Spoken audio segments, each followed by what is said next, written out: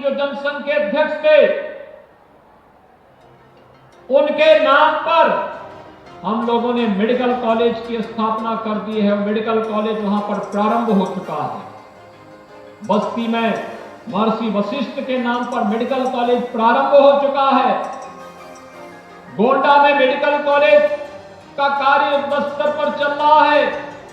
बहराइच में महाराज सुहेलदेव के नाम पर मेडिकल कॉलेज प्रारंभ हो चुका है।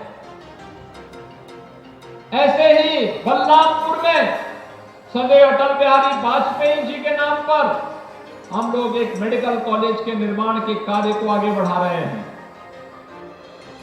एक जनपद एक मेडिकल कॉलेज की परिकल्पना साकार हो पाई है। अन्यथा 1947 से लेकर के 2017 तक 70 वर्षों में मात्र 12 मेडिकल कॉलेज बन पाए थे और विगत 5 वर्ष में हम लोगों ने उत्तर प्रदेश के अंदर 35 नए सरकारी मेडिकल कॉलेज बनाए हैं और हमारा प्रयास है अगले 2-3 वर्ष के अंदर सभी 75 जनपदों में एक एक मेडिकल कॉलेज बनाकर के प्रदेश की जनता को उत्तम स्वास्थ्य की सुविधा उनके जनपद में उपलब्ध करवाने का कार्य करेंगे। ऐसे ही विकास की प्रक्रिया को आगे बढ़ाते हुए भी हम लोग आए थे। मैं देख रहा था साई जी के साथ में, यहाँ पे कृषि पे बहुत अच्छी प्रदर्शनी लगी है। हमारा अन्नदाता किसान कितनी मेहनत करता है, लेकिन कभी कभी आपदा से उसकी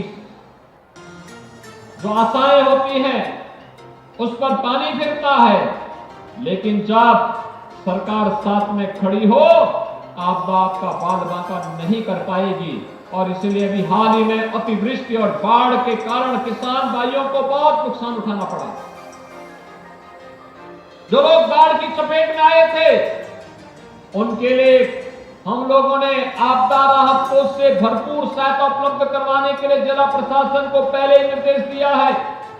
हर पीड़ित तक राशन किट पहुंचना चाहिए, प्रशासन की राहत सामग्री पहुंचनी चाहिए और जिन अन्नदाता किसानों को फसल का नुकसान हुआ है उसका आकलन करके समय पर भेज के हम उनका भी मुआवजा देने का काम प्रदेश सरकार और केंद्र सरकार, डबल इंजन की सरकार वहां पर एक कंपनसेशन भी उन किसानों को उपलब्ध करवाने का कार्य करेगी।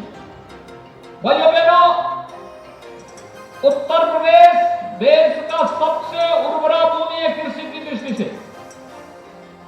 सबसे अच्छी भूमि भी हमारे पास और सबसे अच्छा जल संसाधन भी हमारे पास। जल संसाधन तो देवरिया कुशीनगर में तो इसलिए 10 फुट पर पानी मिल जाता है। अनुमान करिए देश के अंदर बहुत सारे क्षेत्र ऐसे हैं जहां 400-400 फीट तक लोग जाते हैं तब भी पानी नहीं मिलता और यहां 10 फुट पर पानी मिल जाता है। पर्याप्त जल संसाधन है, कोई कमी नहीं है। हम केवल उसका उचित नियोजन कर लें। इतनी अच्छी भूमि है, हम तकनीक को अपना लें। ये प्रदर्शनी जो यहां पर लगाई गई है उसी तकनीक और अच्छे बीज के लिए आधुनिक तकनीक और आधुनिक बीज को लेकर के है। और जब इन सब को लेकर के हम कार्य करते हैं तो भाइयों बहनों यही कार्य एक नई पहचान दिलाता है। जैसे अभी गोरखपुर की एक महिला काश्तकार ने 1 हेक्टेयर खेत में 80 कुंटल गेहूं का उत्पादन किया है। कोयला देवी नाम की गोरखपुर की महिला कितनी बुजुर्ग थी, जंगल कोरिया की, मंच पर अभी आई थी, उनका सम्मान हुआ। हम थोड़ी भी प्रयास कर ले, गोरखपुर, देवरिया, कुशीनगर, महाराजगंज की धरती तो सोना उगलने का काम करेगी, सोना उगलने का। लेकिन हमें थोड़ा प्रयास करना होगा, इस दिशा में प्रयास करना होगा। और इसीलिए मैं बार बार कहता हूं हमें इसमें आधुनिक तकनीक लानी पड़ेगी। कृषि विभाग निरंतर इस पर कार्य कर रहा है। प्रधानमंत्री जी का मार्गदर्शन निरंतर प्राप्त हो रहा है। एक तरफ प्रदेश के अंदर आप देख रहे होंगे कानून व्यवस्था की बेहतर स्थिति, और मैं फिर इस बारे में कह देना चाहता हूं कि अपराध और अपराधियों के प्रति सरकार की 0 टॉलरेंस की नीति रहेगी। सरकार किसी भी व्यक्ति को जो समाज के सौहार्द को बिगाड़ने का कार्य करेगा, गरीब का, व्यापारी का, बहन बेटियों के लिए खतरा बनेगा, तो उसके लिए हमारी पुलिस खतरा जरूर बन जाएगी। उसका जीना हराम जरूर कर देंगे। और अगर अब भी कोई गफलत में है तो उसे अपनी गफलत छोड़ देनी होगी। प्रदेश में अपराध और अपराधियों के लिए कोई जगह नहीं। प्रदेश विकास की जिस राह को पकड़ा है, अपने युवाओं के उत्थान के लिए, महिलाओं की सुरक्षा और उनके स्वावलंबन के लिए, अन्नदाता किसानों के विकास के लिए, समाज के प्रत्येक तबके तक शासन की योजनाओं का लाभ पहुंचा करके उनके जीवन में व्यापक परिवर्तन करने के जिन संकल्पों के साथ सरकार आगे बढ़ी है, डबल इंजन की सरकार का लाभ समाज के प्रत्येक तबके को बिना भेदभाव के प्राप्त हो रहा है।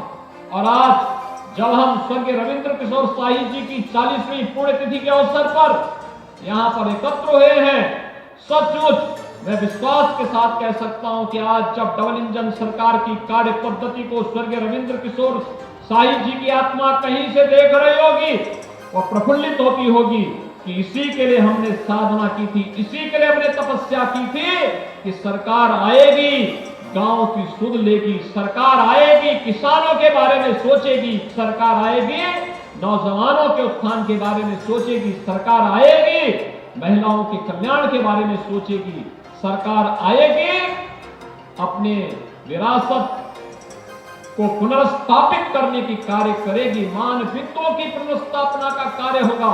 अयोध्या में राम मंदिर का निर्माण और काशी में काशी विश्वनाथ धाम का निर्माण इसी श्रृंखला का हिस्सा है। मैं विश्वास के साथ कह सकता हूं कि महापुरुषों की आत्मा जहां कहीं से भी देख रही होगी, प्रफुल्लित हो रही होगी कि हमने जो साधना की थी उस साधना का परिणाम है कि आज एक एक संकल्प पूरा होता हुआ दिखाई दे रहा है। याद करिए, कभी डॉक्टर श्यामा प्रसाद मुखर्जी जी ने एक सपना देखा था, एक संकल्प लिया था उस सपने को पूरा करने के लिए कि एक देश में 2 प्रधान, 2 निशान और 2 विधान नहीं चलेंगे। आजादी के बाद तमाम सरकारें आई गई और संकल्प ज्यों का त्यों रहा, लेकिन जब प्रधानमंत्री मोदी जी के नेतृत्व में सरकार बनी और सरकार ने संकल्प लिया कश्मीर से धारा 370 को सदैव के लिए समाप्त करके एक देश में 2 प्रधान, 2 विधान और 2 निशान की व्यवस्था सदैव के लिए समाप्त करके भारत एक भारत श्रेष्ठ भारत की परिकल्पना को साकार किया है।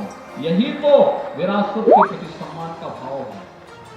आजादी के अमृत महोत्सव वर्ष में इससे बड़ा कार्य क्या हो सकता है कि गरीब घर में पैदा हुए रामचंद्र विद्यार्थी जैसे स्वतंत्रता संग्राम सेनानियों का स्मरण यह देश कर रहा है, यह प्रदेश कर रहा है, उनका स्मारक देवरिया में भव्य रूप से बनकर के तैयार हुआ है।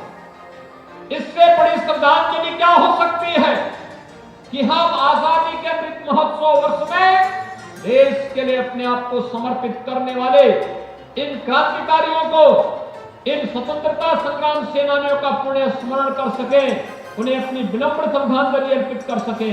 और आज का यह पुण्य अवसर हम सब के लिए है जब पथरदेवा में आकर के हम लोगों ने इन कार्यक्रमों के साथ जुड़ा है, जोड़ करके इन कार्यक्रमों को आगे बढ़ाया है। यहाँ पर शाही जी भी कह रहे थे एक कॉलेज के बारे में, वहां पे कुछ साइंस ब्लॉक के बारे में प्रस्ताव आप दीजिए, हम जरूर उसको करेंगे। यहाँ पे पिछली बार आपने कुछ डिग्री कॉलेज की मांग की थी और डिग्री कॉलेज मुझे बहुत अच्छा लगा कि आपने समय सीमा के अंदर उसको बना करके तैयार भी कर दिया।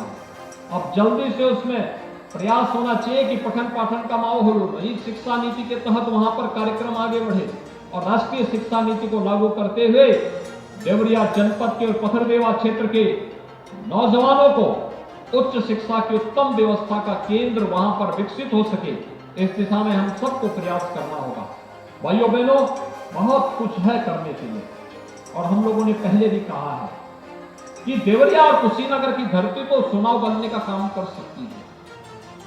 यहां पर हमें उस प्रकार की सुविधा के लिए अपने आप को तैयार करना होगा। खाद्यान्न, दुनिया में खाद्यान्न का संकट आने वाला है। हमारे किसान को आधुनिक खेती के तकनीक और खासतौर पर प्राकृतिक खेती की ओर जाने के लिए तैयारी करनी चाहिए। प्राकृतिक खेती गौ आधारित खेती है, इसमें कम लागत में अधिक उत्पादन है। अतिवृष्टि या फिर अनावृष्टि का उस पर बहुत प्रभाव नहीं पड़ेगा, लेकिन उत्पादन बहुत अच्छा होगा, विष मुक्त खेती होगी, मार्केट में दाम अच्छा मिलेगा और दुनिया के मार्केट में भारत का खाद्यान्न छा जाएगा। और दुनिया के मार्केट में अगर यहां का चावल, यहां का गेहूं, यहां का तिलहन, यहां का दलहन, यहां की सब्जी, यहां का फल अगर जाता है तो एक्सपोर्ट करने के बाद जो आमदनी होगी वो देश की तो आमदनी होगी, किसान भी यहां पर आर्थिक रूप से समुन्नत होगा, मजबूत होगा। उस दिशा में हमें प्रयास करने होंगे, एफपीओज के गठन करने होंगे, उस दिशा में प्रशिक्षण देना होगा, उसको तेज करना होगा। कृषि विभाग ने इस दिशा में बेहतर कार्य आगे बढ़ाया है और उसके लिए आवश्यकता पड़ती है अच्छे सेंटर ऑफ एक्सीलेंस की स्थापना का, उसके लिए आवश्यकता पड़ती है तो नए विश्वविद्यालयों के निर्माण का, क्योंकि राष्ट्रीय शिक्षा नीति में हर जनपद में एक विश्वविद्यालय भी बनना है और उन विश्वविद्यालयों की स्थापना की दिशा में भी हमें प्रयास करना चाहिए। अब आवश्यक नहीं कि हम किसी एक विषय को लेकर के विश्वविद्यालय बनाएं, अब तो हर विश्वविद्यालयों में हर प्रकार के पाठ्यक्रम एक साथ भी प्रारंभ हो सकते हैं और उन कार्यक्रमों को एक साथ आगे बढ़ा करके हम लोग अपने नौजवान के सामने देश और दुनिया के लिए अनेक अवसर प्राप्त प्रदान कर सकते हैं।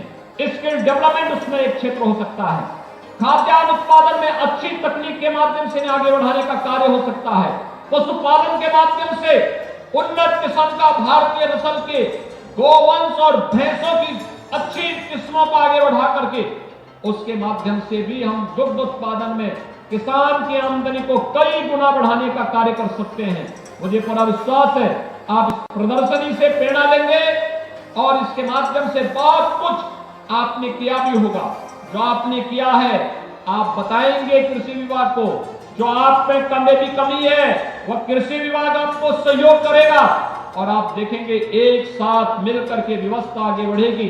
आज के इस अवसर पर मैं एक बार फिर से देवरिया जनपद को विधानसभा चुनाव में सहयोग करने के लिए सातों की सातों सीटें भारतीय जनता पार्टी की झोली में डालने के लिए हृदय से आभार व्यक्त करता हूं। मैं 477 करोड़ रुपए की लागत की इन सभी परियोजनाओं के लिए श्री सूर्य प्रताप शाही जी, यहां के माननीय सांसदगण, यहां के माननीय विधायकगण। तो देवरिया से आप मुख्यमंत्री योगी आदित्यनाथ को सुन रहे थे, जहां पर देवरिया वासियों को मुख्यमंत्री ने आज कई योजनाओं की सौगात दी। चलिए बढ़ते हैं अगली खबर की तरफ।